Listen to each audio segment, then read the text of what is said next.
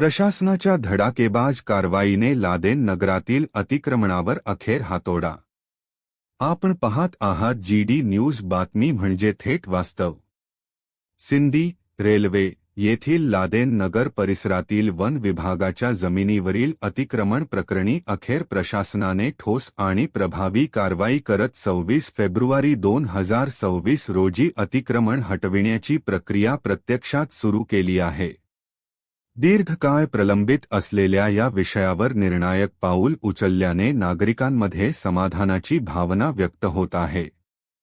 ही कारवाई भारतीय वन अधिनियम 1927 मधील कलम 32, 72, 74 व 93(1), वन संरक्षण अधिनियम 1980 मधील कलम 2 तसेच महाराष्ट्र वन नियमावली 2014 मधील नियम 90 अन्वये करण्यात आली आहे।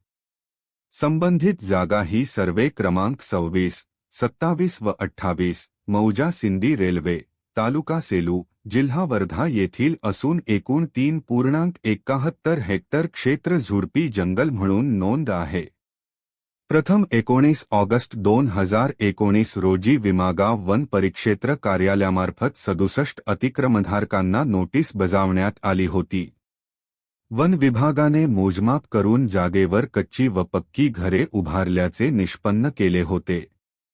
जमीन तुमची असल्यास अधिकृत कागदपत्रे सादर करा, असे स्पष्ट निर्देश देण्यात आले होते।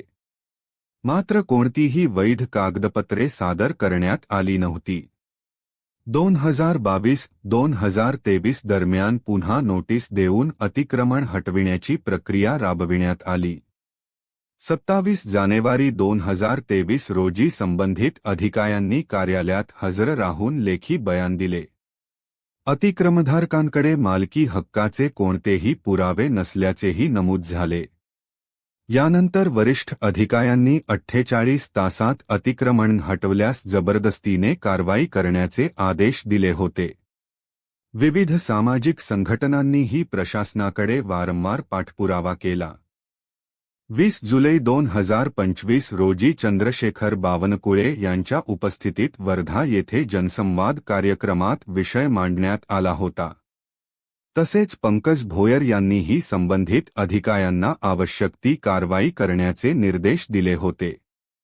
त्यानंतर वन विभागाचे व वर्धा आज 26 फेब्रुवारी 2026 रोजी प्रत्यक्ष कारवाईला सुरुवात झाली असून अतिक्रमण हटविण्याचे काम सुरू आहे। अनेक वर्षे प्रलंबित असलेला प्रश्न मार्गी लावण्याच्या दिशेने प्रशासनाने दाखवलेली तत्परता ही उल्लेखनीय मानली जाते।